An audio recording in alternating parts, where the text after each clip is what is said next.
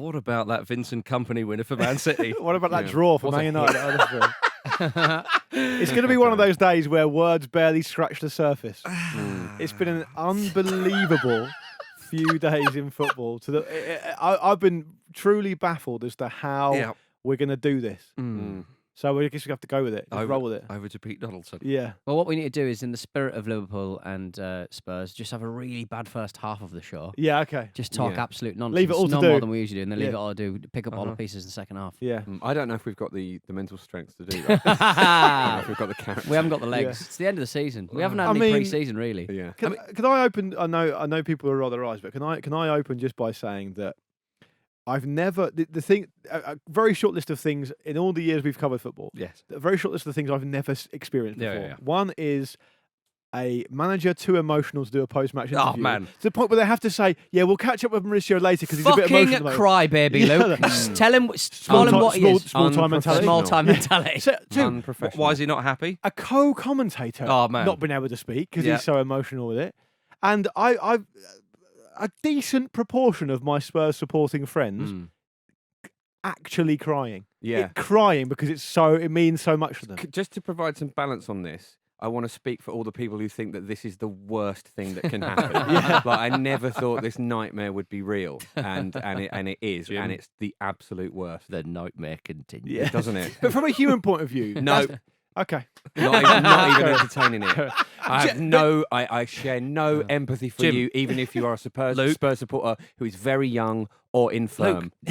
Jim's a bit nervy for Arsenal in the Europa tonight. Yeah. What I absolutely love is if Spurs win the Champions League and Arsenal win the Europa League, that will, in a weird way, make it even worse for Arsenal because it's very much distinctly second best. Obviously, you want Arsenal to win the Europa League, but do you see what I mean?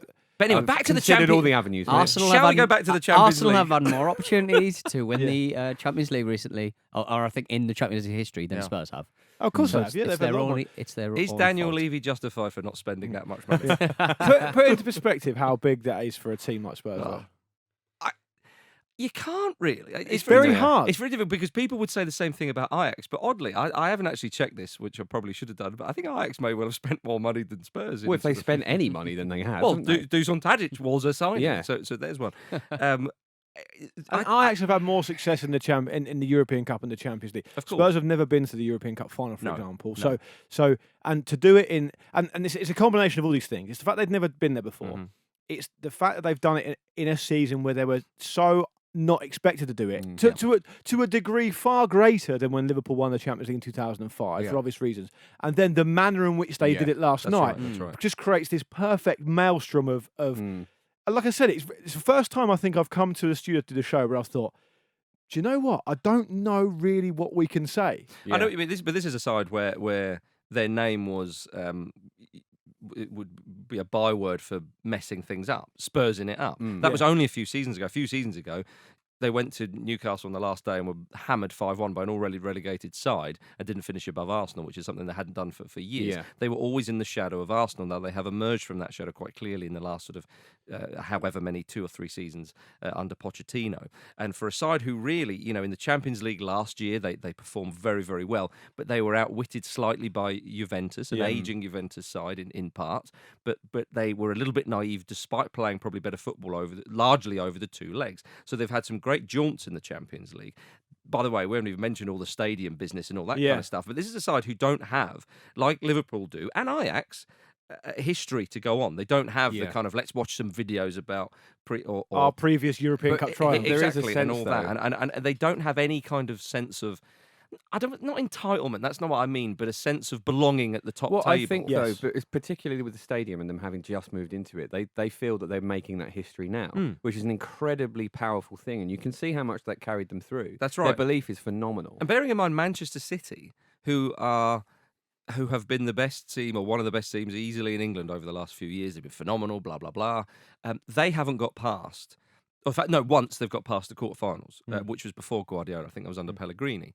And they were beaten by Real Madrid. This is a trophy that they desire so much and whatnot. For Spurs, who are the third, I mean, they're currently 4th. In the best is saying we don't even want it.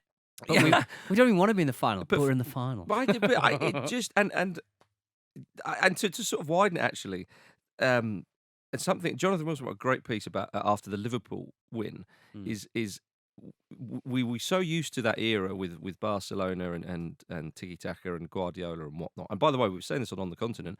That's the best period of Barcelona's history 100% that we witnessed. Yeah. I think sometimes we think that Barcelona won trebles and won. They've built their European history in the last 10, 11 years. Exactly, and piggybacking a little bit on Cruyff's dream team, of course.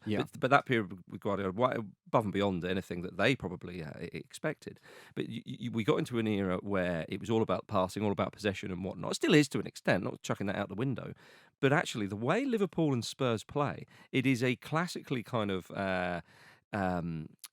when I say old style, I mean in the best possible way, a very sort of English style. Klopp, Jonathan, our friend. You mean in about arms, pace and power? Pace and power. And the fullbacks basically fulfilling the roles of traditional wingers as well. And all that kind of stuff. And with Ajax and Barcelona, traditionally of a certain ilk and whatnot.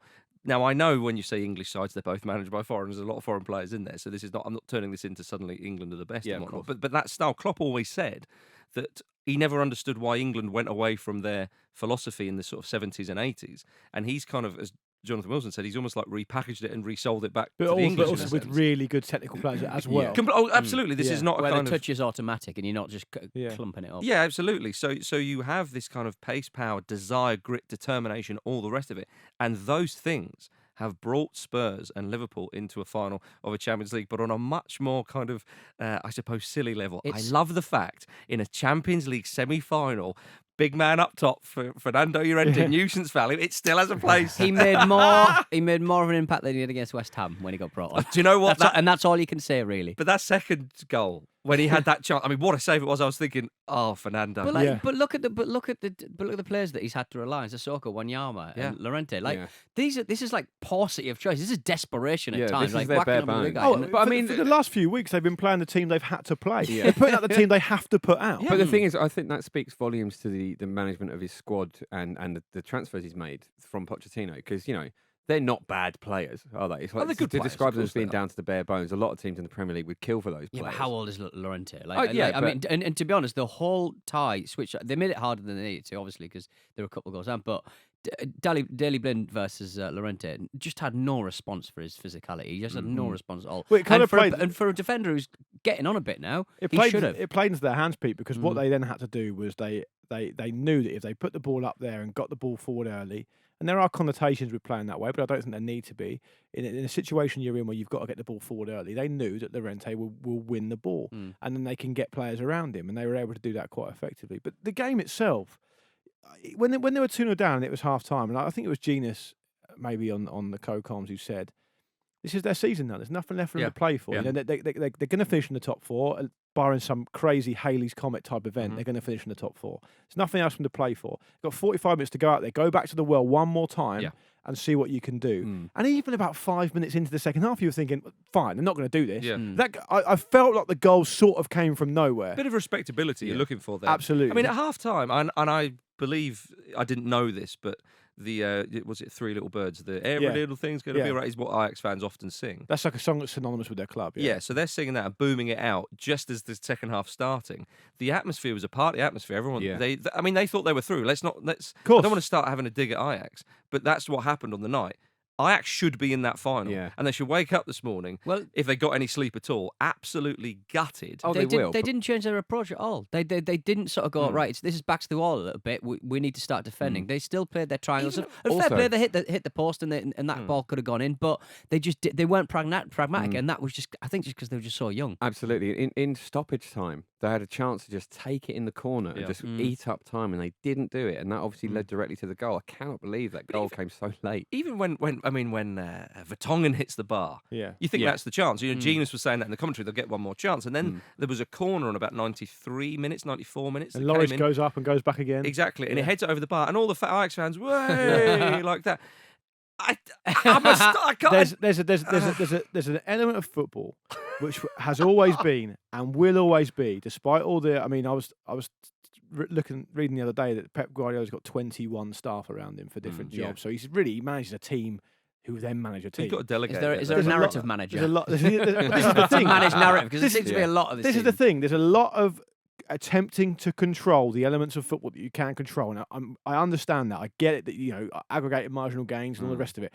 But there's a huge element of football that has always been and will always be chaotic. And anyone who's played football at any level or has a working knowledge of watching it or whatever, and we've all played in games at amateur level where something's happening. There's like an otherworldly kind of feeling that you're 4-0 down, you score a goal. And sometimes it means absolutely nothing. You think, right, we've got a bit of respectability, as you say, Marcus. And sometimes you think, hang on a minute. The forces of nature. We've got a chance here. Yeah, we've the got a elements chance. just start turning round. And the most fascinating thing about it is not the attacking team, because what Spurs did last night was incredible, and what Liverpool did the night before was incredible, and we'll come on to talk about that. They deserve all the credit in the world. Those players for Spurs last night are now legends at that club forever, whatever happens. There are players in that Ajax team who will never get over this in their entire career. No. And that's the sad thing about it. But what is interesting is the defensive side of this, the team on the other end of it, however good they are, whatever manager they've got, however much money they cost, whatever technical skill they've got, they can be Lionel Messi. Well, we saw that. Yeah, literally Lionel Messi. Yep. And no one can stop it. Yeah. And that is the very essence of what football is all about. I've got no particular issue with stats people, tactics people. Everyone plays their part. Everyone makes the game a fascinating thing. But this otherworldly idea of what football can be in a chaotic manner is something that is just, you cannot replicate it, not only in any other sport, but possibly in no other element of life that I've ever experienced. It's incredible to watch, and it's very, very hard to put it into words. In fact, it may not even be possible to put it into words. That's why when a moment like that does happen, everybody, you saw the Ajax players, the outpouring of emotion. I mean, Pochettino, the way he was, and talking of those chaotic moments, Klopp and Pochettino, both very emotionally led guys, they tapped into that. Now, that can sometimes blow up in your face, but actually, if you do it in a certain way, which I think Pochettino and Klopp usually get it right, that can play to your advantage in such effective ways, as we saw in the last couple of days. Think of how impressive Pochettino has to be as an individual to do what he's done. And think about how overwhelmed he was at the full-time whistle last night. That shows you the depth of emotion, the depth of feeling, because really, he's a kind of guy, he's a successful guy, and he's played at World Cups. He's probably the type of guy that in this area, in terms of football, he probably backs himself to be able to deal with most things. Yeah. He was completely overwhelmed by it. Yeah. The thing that got me, I thought the coolest head wasn't on the bench, wasn't in the dugout. Dele Alli, where's that? Oh, that touch. Where's that performance been? Yeah. Second half of the season, like first half of the season, he was just in no way. Better late than never, eh? He looked so relaxed at very tense Yeah. moments, and then Moura's quick feet for his, I think, second. Oh, glorious. If you're an Ajax defender and you see that going in, I think that's the thing that kills you. Like, Yes. sorry, we've got 5 men behind the ball. Yeah. Someone has to squeeze it through. That was so unfortunate from the Ajax's defensive point of view, wasn't it? But I think Dele Alli, he is he's a cool head when he needs to be. Weirdly, we've seen he can be got at in terms of his temperament, but you feel like in a game like that, he's always going to, take that exact mentality of this is our season. Well, and we need to do something about it. That side foot volley, it was just like a stroke into the path of the keeper, and it was a good save in the end. But it was a very, very accomplished. My take attempt. on Ali, having watched him in the flesh a number of times, is that he feels a bit more like a street player than you'd expect. He is technically decent and he can work hard and all that other stuff. But to me, he feels like the kind of instincty type player. And that game plays into his hands because it's like, do you know what? The chips are down. Yep. We can try whatever formation tactics we want, whatever system. But this is going to lend itself to your skills. If you play on instinct and you pick out passes and you do what comes to you naturally, you'll be able to do what he did, which is, of course, allowing a couple of assists. And Lucas Moura has absolutely got that in his locker. I think he looked like the best player in the league in the first month He looked like the best player in the world, for crying out loud. No, but in the first month of the season, he was amazing. And I think he might have even got player of the month. He was really good. He started very well. When he started, I was thinking to myself, blimey, he could be player of the season. Yes. The way he's going. And he'll remember that hat-trick probably a bit more than the hat-trick he scored against Huddersfield the month before. I mean, that performance to Spurs fans will be... legendary. What? It's legendary. Oh, absolutely. Yeah, mate, they've given us the final that we want, the Sissoko Wijnaldum Exactly. final. The relegators, as I call it. I actually got a tweet about that. I got a tweet from Rob Hunter saying, how does Pete feel about Sissoko v Wijnaldum Champions League final? Yeah, it's the relegators. That's what I call it. It's like a little crime fighting duo. Relegated. Down up. It could really be the start of something big for Spurs as well, just like even into the future, because with Daniel Levy being what he is, and the Champions League being the shop window that he is, I mean, you could be looking at 80 million for Sissoko to Real Madrid. I know. Based on those performances. Something you say there, Jim, is true, because what the Spurs want to do, you're right, when I forget, maybe it was you, Jim, who said they're creating their own narrative and whatnot. If you're a footballer and you see that Spurs side with the spirit they have, the manager they have. No, I know that people saying, "Oh, Pochettino said he might win the Champions League." I mean, I'll believe that when I see it. The new stadium, blah, blah, blah. If you're a young footballer, you'd now be looking at Spurs thinking, "I want to play there." Yeah, they're one of the top sides, clearly. And the big story around. I was at the opening game of their new stadium, and the big story around it with the souvenir magazine they gave away and the things that people were saying were, I think it was coming from Pochettino himself, perhaps. I might be wrong on that, but I definitely heard it said by someone at the club. We're now a world-class team off the pitch. Now we've got to become a world-class team on the pitch. Yes. And I don't think they expected to happen within a sort of month. but now they're in a Champions League final. And you know what? Oddly, the only Champions League game they played, then they lost. Yeah, I know. But it's amazing for a whole generation of fans of a club who've never seen... No fan ever of Spurs has seen their team in a European Cup final. And now they get to do that. And, you know, Danny Kelly, who I work with on TalkSport regularly, he's a big Spurs fan. Well, sends me pictures of himself with floods of tears. It's like, it means a lot to these people. He's in his 60s. Yeah. It means a lot to these people. And I'm, as from the outside looking in, good on him. I hope they have a great final. I hope Liverpool have a great final as well. I don't really mind necessarily who wins. We hope they both win. I hope that Ajax manage to keep their team together a little bit. Though. They won't. I know De Jong's going. Someone said a great tweet, which is the best thing to come out of this Ajax team being broken up, is that Ed Woodward's almost certainly going to bid for Klaus-Jan Huntelaar. Yeah, that was what's his name? Jack Lang, I think. Lang, I'd like to echo the sentiments that I wish Liverpool a good final. Did you see the Dutch footballer who ended up getting sacked over this game from his club because he pretended he was sick and he went to London to watch the first leg, and his teammates saw him in the crowd at the Spurs Ajax game, and obviously that's fed back to the management. And they stitched him up. Yeah, well, somehow the management found him, and he said, "I just called in sick, and of course it wasn't the best decision. In the end, someone found out." So yeah, his name's Jordi van der Laan. If anyone's looking for a Dutch striker, he's going. A few commitment issues, but I'm sure he's technically very good. Afterwards, he even said, "Oh well, I mean, I might as well go to the second leg now. So if anyone's got a ticket," and some fans had a spare one and said, "Yeah, if you get us a round of drinks, you can have ours." He's like, "Great." It's not worked out well at all. No, it hasn't. That's a terrible run of events for him. Tottenham are now 6-4 to win the Champions League with Bet365. £10 returns, £25 including stake. Yeah, it may be a sort of a futile thing to bring up, but they are playing Everton on the weekend. How's Marco Silva going to sit up against them? We're supposed to preview that game. Well, I think we can be forgiven. Yeah. And it just shows you, doesn't it, how good that sort of Spurs win was? Because who would have thought that Liverpool, Barcelona, in some way, perhaps not for many, but in a way, sort of slightly overshadowed it. I never thought when Liverpool beat Barcelona 4-0 that wouldn't be at the top of the running order. Well, I thought when Company scored that goal, that would be a big story today. Are we setting? Are Spurs really giving us the old the eyes here and sort of setting us up for the Spursing of all Spursings? The big swing in the Champions League places, a massive wreck in the final. I think they're happy just to be there. Yeah. I think if Liverpool beat them 3-0 in the final, I think Spurs could not be accused of Spursing it up. No, absolutely. You know, 9-0. 9-0, Marcus. Yeah. And out the Champions League places. So we've basically done a really touching 15 minutes about how and then we'll talk about them losing 9-0 in the final. It's disrespectful. No, it's not disrespectful. Dry more rot. of it. And then they spot dry rot and rot flies. There's a schism around this table. That side and this side. We're the purists. Could you just leave dry rot in a stadium?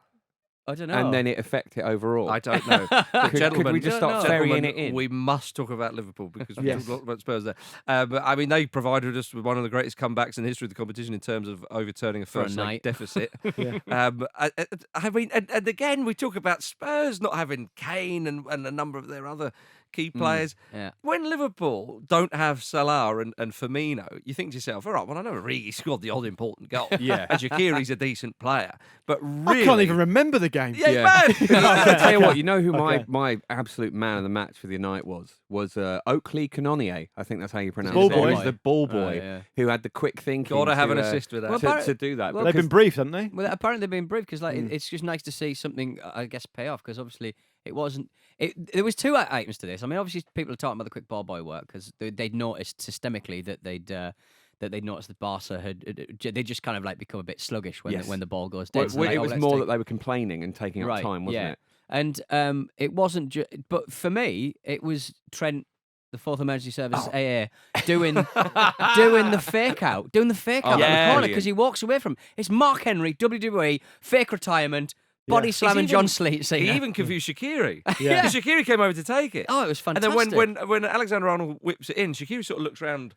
Yeah. Can I just say Shaqiri looked confused quite a lot of the night. Yeah. He was the one outfield player that looked a little bit confused by what was happening. He did a very, very good clearance at one point in the 18-yard box. I think he had an assist as well, I think. Yeah. But Origi's got obviously a very good sense of occasion. He scored some very important goals. But the finish for that, I would have been putting that bottom right, maybe bottom left, but I would not be like top corner in it. The first one was far from a tap in as well. He had to be very quick with his feet there. Oh, it was great. By the way, we should say that we did talk a little bit about this game on the content. Yeah, we talked about it from the Barcelona point of view and what it means for them and the manager and all the rest of it. But sod them for the moment. We'll talk about well, Barcelona pied it in way more than Ajax did. Ajax showed a bit more than Barcelona. And also, Liverpool Barcelona got form for it, and they're a much more experienced side as well. And you know, but this is the beauty of these games. There are moments where Barcelona had chances, not maybe huge chances, but they had decent opportunities. Alisson made a few good saves, and then some of the decision making. I mean, that tackle from Van Dijk to nip it off Messi. Yeah. Why was it Alba? Who I felt could have shot. Yeah. But he squared it to Alba Messi. had 1-on-1 as well, didn't he? Yeah. That Van Dijk back heel that Ter Stegen was quick to. Like that was great goalkeeping there, but what a hit what an improvisation from Van Dijk. I forgot to mention this very quickly. 96 minutes in that Spurs game, Lamela try and nutmeg the advancing Ajax midfielder. Other than the fact that I love football, I could care less whether Spurs do anything, right? I was screaming at the team, what are you doing, man? Well, it's like Eriksen away to Man City when that VAR got them out of that one. Do you know what I think? When Eriksen, hook it! Yeah, do you know what I think he was doing? That was terrible. That was worse. But I wonder, and the reason it made me think about it was the point Jim makes about the ball boy in the Liverpool game. I wonder now if players at that level in the Champions League with this multi-ball system feel like if they lump it into the stand, it doesn't work. It's coming back on again straight away. Which is why it's almost not. It's not worth doing. Which is why you sneak it, you knock it into the corner slowly. Exactly, like a little golf shot. To be fair, easier said than done when it's all going off in the last minute on a greasy surface. But there's a great shot when Origi puts that ball away, obviously for the winner. And three Barca defenders, the top half of their body has started moving, but their feet are planted in the ground. Yeah. It's so much about that match was lovable. This really plays into the Liverpool history and the tradition, and it adds another chapter in their story. The thing that we were saying, the Spurs don't have. Exactly. Liverpool have it in abundance. Some of the stuff that's come out at the game, you know, I mean, apparently Jordan Henderson kind of marching into the dressing room at half-time, saying to the physio, just give me a jab, give me tablets, give me anything. Just give me and on that note, Harry Kane apparently in the Spurs dressing room at half-time went down and gave him a bollocking. Did he? Yeah. Which Kieran Trippier was like, it inspired us. But anyway, carry on. Yeah, I was just going to say, and so, you know, the way they really were able to tap into the atmosphere. And I do think that, and we've talked about this on the show before, when teams come to Anfield in Europe, they find it hard. And they find it hard because the atmosphere is good. The atmosphere is far better on a European night than it is perhaps on a Saturday in the Premier League, but that's a different story. But the reason I thought Liverpool couldn't do this on Tuesday night was there were two reasons. One, because I thought Barcelona would score. Mm-hmm. And two, because I thought Barcelona are too long in the tooth and they've got too many experienced players. Learning from last year. PK. Yeah. They've got experience. But you would learn from last year. That's right. But then they've got PK. They've got Busquets. They've got Messi. I mean, even someone like Suarez, Vidal, very experienced players. Alba. They're not going to be intimidated by that. No. And I came away from that game thinking, you know what? Messi covers up a lot of cracks in that team. Mm-hmm. And when he can't do it, and when they deal with him, there's just nothing. There's no answer. But also, I thought to myself, it's the epitome of the 12th man. And who said it before the game? That he was keen to see what Liverpool do tonight. He said Anfield is the worst place you want to go to. Big Arsene. Big Veng. Did he? Big Veng said that. A man who perhaps would have done well to remember his own words. He's an excellent pundit. He is. I could listen to him talk all day. He's great. And, so knowledgeable. Get him back. And a beautiful accent. But did you find it odd that Valverde played exactly the same way in the second leg as he did in the first? Because Liverpool had large chunks of that first game. They did, but I think he thought to himself, well, we've beaten them 3-0. And that did paint over the cracks. Liverpool massively. Well. I think Klopp said it was one of his favourite European courses. Liverpool, and I thought they played wonderfully at times. But Messi was just the difference. Well, exactly, and I think that's probably what Valverde thought. He probably thought we're on for trouble with Barca. I don't know what he thought, but I think that there's no excuse for losing that many goals. But the early in normal time as well. Absolutely, the early goal really rocked Barcelona. Though you could see it straight away. Do you know what, Jim? If I may sort of slightly disagree with you, I don't think it did because I think Barcelona still had a chance. I think it was the second goal. It was Ter Stegen's mistake. Well, no, but what I mean is that it sort of set the narrative. They're like, oh God, in the stadium, they're all like, this is on. Mate, Great. Okay. So, and then you're swimming upstream a little bit then, even when you're 3-1 up. And at that point, as you say, when that second goal comes in, it's what Luke was alluding to earlier, that feeling that this is on. And then that takes over. And in a stadium that's as loud as that anyway, that just becomes such an almost tangible feeling. Yeah, and the thing is, Liverpool even had injuries during the game with Robertson going off. Yeah. But they weren't even hanging on at the end. One goal would have done it for Barcelona. And they did very well, Liverpool. After they scored their first goal, they gung-hoed it for a little bit. And I think they probably got instructions from someone saying, Ease off. you don't need to do this. No. You just keep it tight. Yep. Sort of build and build, ramp the pressure up. And obviously that was a gamble because it involved them getting a goal after half-time, which obviously they got 2 of, which is great. After that, the writing was on the wall. This is game management for you. It was a bit like with Spurs with Ajax. It's almost like you scored 2 goals, bang, bang, really quickly. You're right back in it. Then what do? Do you then massively push on for the third? Well, I suppose you're damned if you do and you're damned if you don't, depending on how the game pans out. Because if you don't push on and go for that third and then Ajax score, you think, oh, well, why didn't you do that? So it's very easy, as you say, that's the chaos that football throws up. But sometimes you get yourself back into it. And then let's just calm down for a moment. Let's just rethink and have a breather. Because if you then get the goal, like Liverpool scored the goal after 50-odd minutes. There's still loads of the game to play. Yeah. And then when they scored the fourth, it was 7-9. Ideally, you want to do what Spurs did, give them absolutely nothing. Yeah. But ideally, you want to kind of get back on level terms or back within a goal to win the tie, with a little bit of time left, so you don't have to massively panic, and then you get the winner late on when it's too late for the other for too much momentum to swing. That really helped Spurs the other way. Yeah, I feel that that is again, it's just another chapter in their story. It's very, very hard to process everything that's happened over the last few days. I was really pleased for Milner. He was obviously very emotional for the final whistle. He's been such a servant to them, as he always is. I believe he's out of contract in the summer, by the way. Yeah. So, I mean, I don't know what's going to happen there. But a kind of player who back to Newcastle, maybe. We hear at the start of the season, after everyone comes back from the World Cup, of course, Milner doesn't go. We hear that he comes back, and in the first pre-season meeting, he's just posting the best numbers of any player. Even though he's getting into his mid-30s. You never hear him complain. You never hear him agitate for a move. What a player. You never hear him moaning about playing a certain position like other players have had. He'll play wherever you need him to play. It's almost like automatic. As soon as Robertson has to go off, they bring on. Do they bring on Gomez? They brought someone on. They brought someone on. Yeah, Ronaldo maybe. Yeah, it was Ronaldo. Yeah. And Milner just automatically slots into full-back. Yeah, I'll play there, don't worry about it. In a Champions League. It's all very well doing that at home to Huddersfield when you're 2-0 up. But the great thing about Milner is how he's peaked later on in his career. Yeah, it's great. This guy, we knew him when he was 16. Yeah. Which mad to think. McAllister-esque. But actually, he was Like one of all those good players, Leeds though, where because he was always Liverpool because his strengths were so apparent and he was very sort of no-nonsense, there was not a lot of hype around him. Which has actually, I think, aided him growing into this position. But it was very interesting what Virgil van Dijk was saying after the game, which was that actually, if City win the league, it's not the end of the world because this is the start of a sort of another golden era for Liverpool. And that sort of mentality is great for them because even if they do miss out on the league, having the Champions League to aim at, particularly if they win it, obviously, it makes that an irrelevance almost. It's not a setback, and it's a great platform for next season already. Oh, they can have an era if they want it. Absolutely. Well, they've got to beat Wolves. This they have. weekend. Remember the Premier League? Yeah, they've got to beat Wolves. There is a title race happening this weekend as well. That's right. Yeah, crazy.